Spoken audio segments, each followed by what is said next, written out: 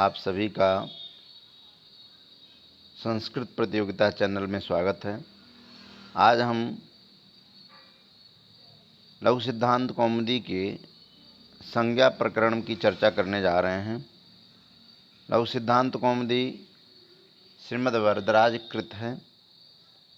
यह व्याकरण में सर्वश्रेष्ठ ग्रंथ के रूप में माना गया वर्तमान समय में, क्योंकि वरदराजाचार्य जी ने विद्यार्थी को समझ में आए इस तरह सरल और सुबोध सुगम्य बनाने का उन्होंने प्रयास किया, वह सराहनीय है। लघु सिद्धांत कौमुदी में किन किन महत्वपूर्ण बिंदुओं की चर्चा किस प्रकरण के द्वारा किस तरह से की गई, इन्हीं सभी बातों की चर्चा की जाएगी। यह आपके CBCS पैटर्न में जो सेमेस्टर प्रणाली चल रही उसमें भी प्रथम सेमेस्टर में है। इसके अलावा TGT में भी बहुत महत्वपूर्ण बिंदुओं की इसमें चर्चा होती है। हालांकि संस्कृत व्याकरण प्रवेशिका का ही स्वीकार किया गया है, फिर भी संस्कृत व्याकरण प्रवेशिका में जो बातें की गई हैं वो लघु सिद्धांत से ही प्रेरित हैं। यहाँ से भी बहुत सारी चीज़ें वहाँ पर प्राप्त होती हैं, क्योंकि वो भी व्याकरण है, ये भी व्याकरण है। तो आप सभी इस वीडियो को अधिक से अधिक देखें और ध्यान दें। नत्वा सरस्वतीं देवीं शुद्धां गुण्यां करोम्यहं पाणिनीय प्रवेशाय लघु सिद्धांत कौमुदीं। कभी भी ग्रंथ प्रारंभ में वंदना की जाती है, नमस्कार किया जाता है। यहाँ पर माँ सरस्वती को प्रणाम किया गया है। शुद्धां गुण्यां प्रशस्त गुणयुक्तां सरस्वतीं देवीं नत्वा पाणिनीय प्रवेशाय लघु सिद्धांत कौमुदी इयं लघु सिद्धांत कौमुदी करोमि। शुद्ध स्वरूप वाली प्रशस्त गुणों से युक्त जो सरस्वती देवी हैं, उनको नमस्कार करके विद्यार्थियों में व्याकरण का प्रवेश हो, इसलिए पाणिनीय ग्रंथ यानी जो अष्टाध्यायी है उसमें उनका प्रवेश हो। अतः मैं लघु सिद्धांत कौमुदी नामक ग्रंथ की रचना करता हूँ, ऐसा वरदराजा जी के द्वारा कहा गया। इसमें जो महत्वपूर्ण बिंदु हैं उसकी चर्चा करते हुए हम आगे बढ़ें, क्रमशः बढ़ें तो बहुत अच्छी बात है। यहाँ पर देखिए पहले आ रहा है, सूत्र 6 प्रकार के होते हैं। संज्ञा सूत्र, परिभाषा सूत्र, विधि सूत्र, नियम सूत्र, अतिदेश सूत्र और अधिकार सूत्र।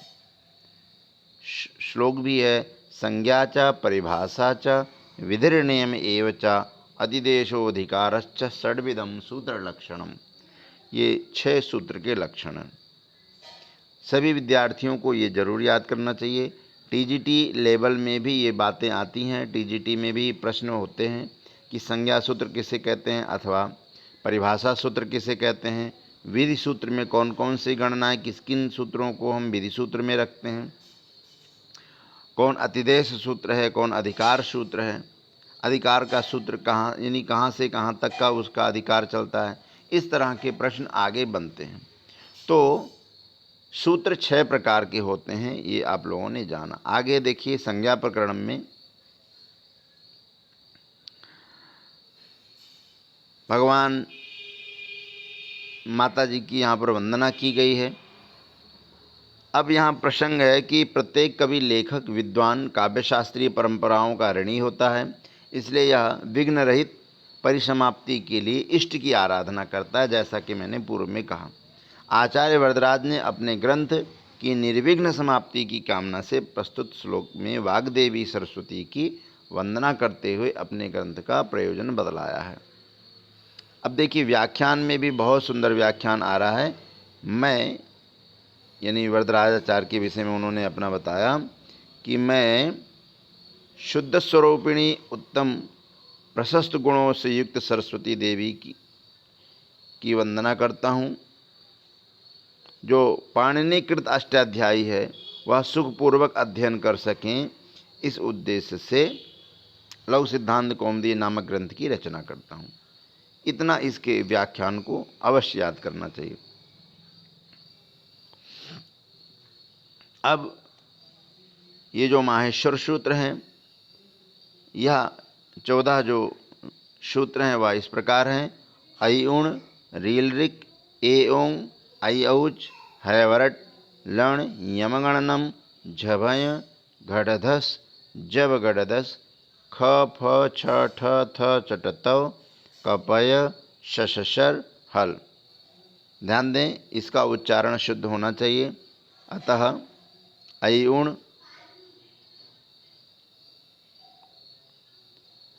उण रील ऋक ए ओं ऐ औच हैवरट लण यमगणनम झभय घटधस जब गडदस ख फ छ ठ थ चट तव कपय शशर हल।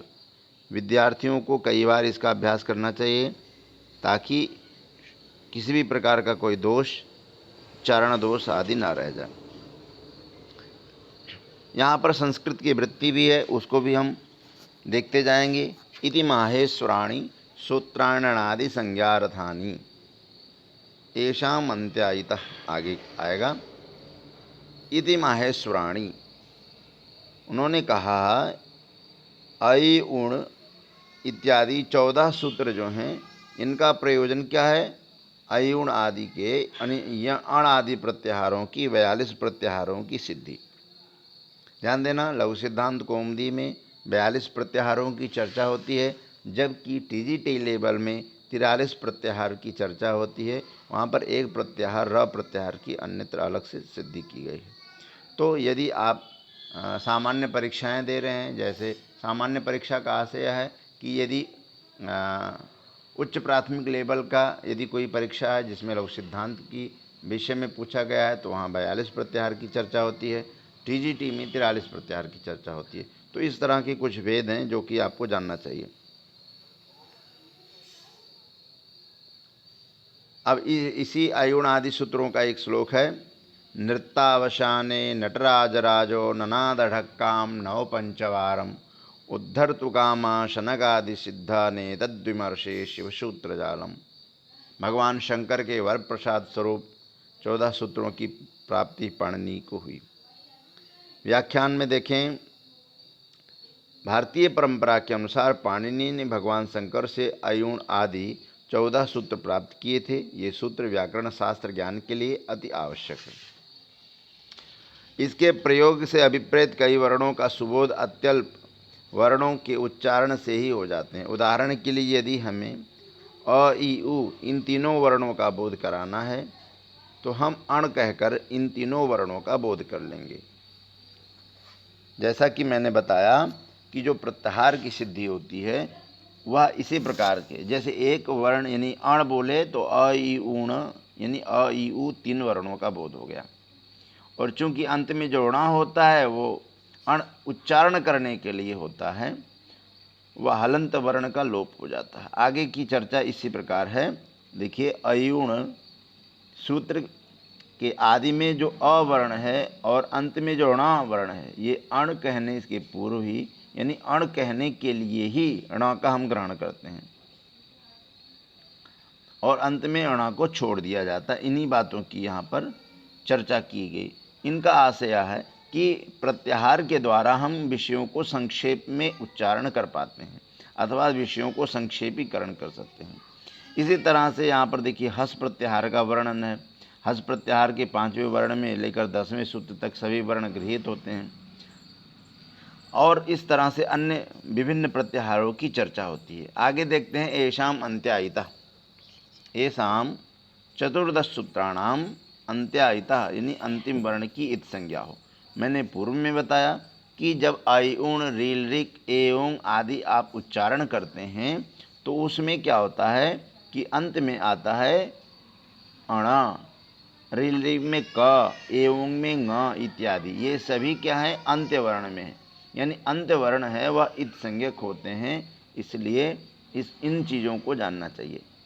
अब इस तरह के प्रश्न होते हैं कि इत संज्ञक वाले वर्ण कौन से हैं। तो आप सभी जानें कि जो सूत्र का जो अंतिम हल वर्ण होता है वह इत संज्ञक होता है। इसी बात की यहाँ पर व्याख्यान दी गई है। अयुण, ऋलृक इत्यादि 14 सूत्रों के अंत में जो ण, क इत्यादि जितने भी वर्ण आते हैं सभी इत संज्ञक होते हैं या इनकी इत संज्ञा होती है। इसी तरह से अयुण है, ऋलृक है, एवं अयौच आदि गृहीत होते हैं। ठीक है ना। अब एक विशेष बातें हैं, अण प्रत्याहार में ण का ग्रहण नहीं किया गया है। हस प्रत्याहार में ट, ण आदि का वर्णों को छोड़ करके ये बातें आती हैं।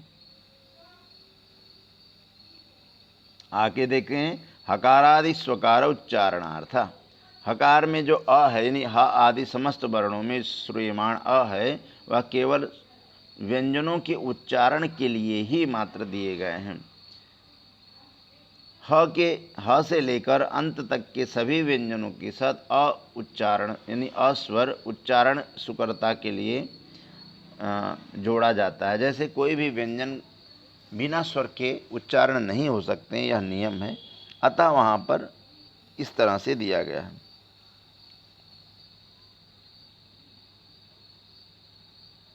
इन्हीं बातों की यहाँ पर चर्चा की गई। आगे देखते हैं, लण मध्येतु इत संज्ञका। यहाँ पर यही बताया गया कि लण सूत्र जो है उसके मध्यस्थ जो अ है वह इत संज्ञक है, ये जानना चाहिए। यह सामान्यतः प्रश्न ऐसे हो सकते हैं कि लण सूत्र के मध्य में जो अ है वह उसकी कौन सी संज्ञा होती है, तो वहाँ पर आप इत संज्ञा बताएंगे। इन्हीं बातों की यहाँ पर व्याख्यान की गई है।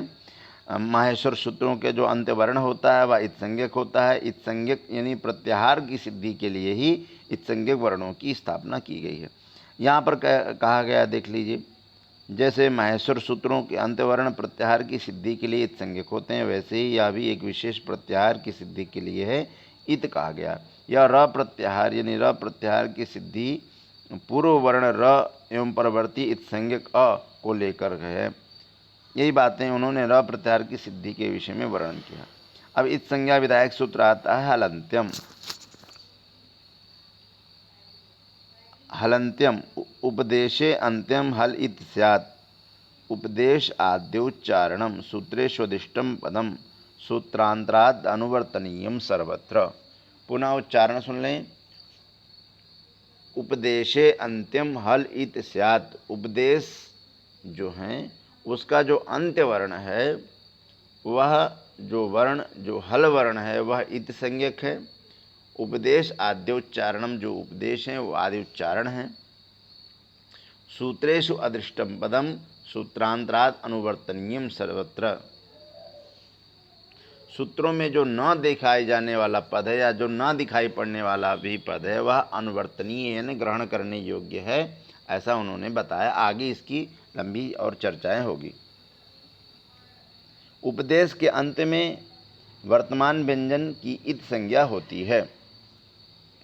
जैसे अयुण जब आप उच्चारण करते हैं तो वहाँ पर क्या होता है, जो ण है वह इत संज्ञक है।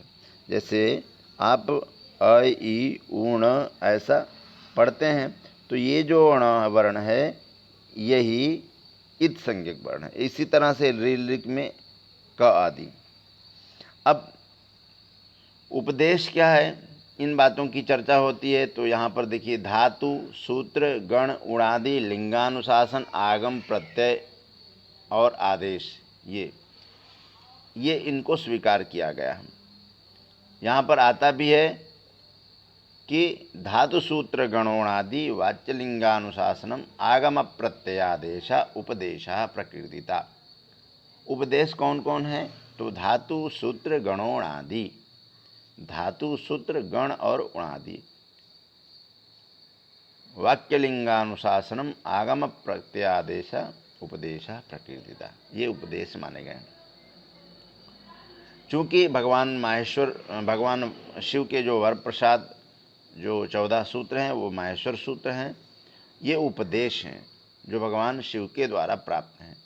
तो वर्तमान अण इत्यादि व्यंजनों की इत संज्ञा होती है और उसका चूँकि रहता है पर अदृष्ट है, दिखाई नहीं पड़ता है। ये इन बातों को यहाँ पर बताने का प्रयास किया गया।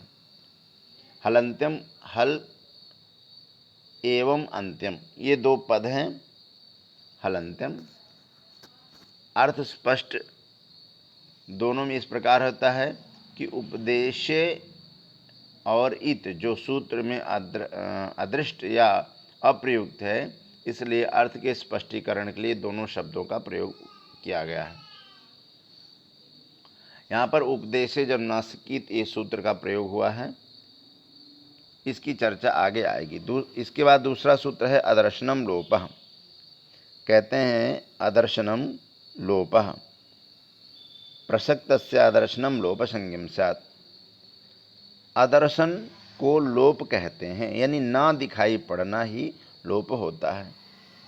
वर्तमान वर्ण में न दिखाई पड़ने वाला, न सुनाई पड़ने वाला जो शब्द होता है उसको लोप संज्ञा कहते हैं। बस इतना जानना चाहिए। आगे और बहुत सारी चीज़ें आती हैं, जैसे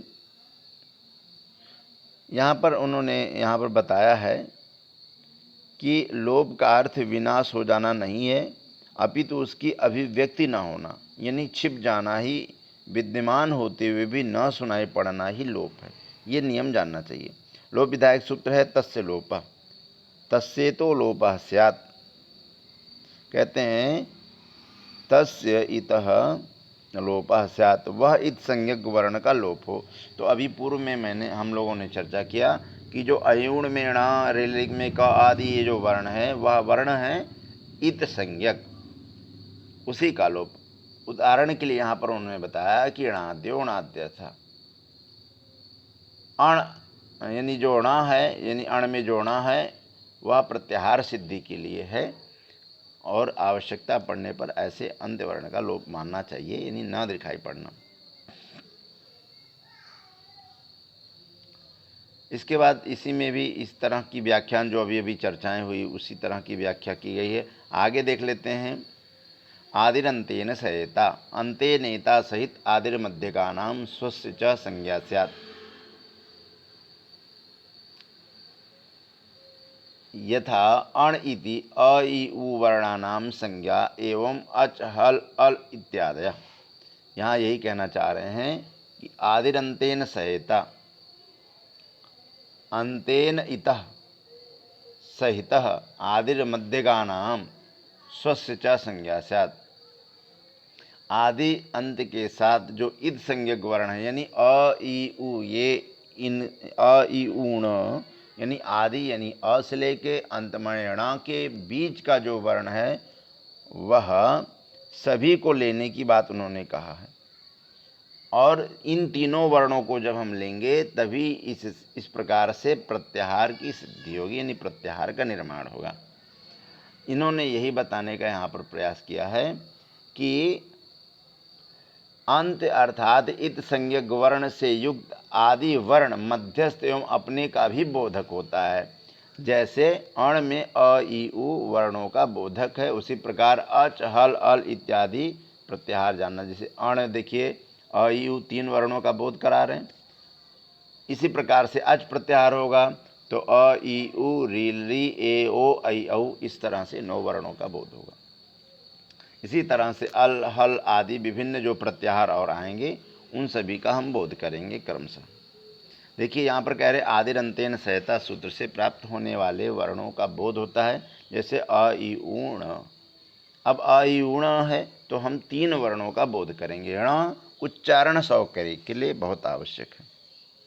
इसी तरह से अन्य वर्ण भी आते हैं, आप सभी इसकी चर्चा हो गई है। अण प्रत्याहार में अ इ उ तीनों वर्णों का बोध होगा। व्याख्यान में आप सभी इसको देखेंगे। अब ये प्रत्याहार क्या क्या होते हैं, देखिए प्रत्याहार यहाँ पर पूर्ण रूप से बहुत बढ़िया से दिया है। अक प्रत्याहार आप सभी देखते जाएंगे। जैसे अक प्रत्याहार है तो अ इ उ री, अ इ उ री री, ये 5 वर्णों का बोध होता है।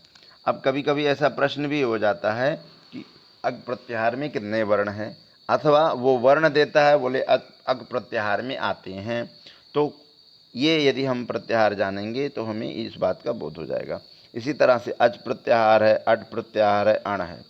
तो ध्यान दीजिए, अच प्रत्याहार में ज़्यादातर शुद्ध की वृत्ति में इस तरह से आता है, जैसे ई को यणच, ईकः स्थाने यण स्यात् अचि, यानी अच प्रत्याहार पर में हो।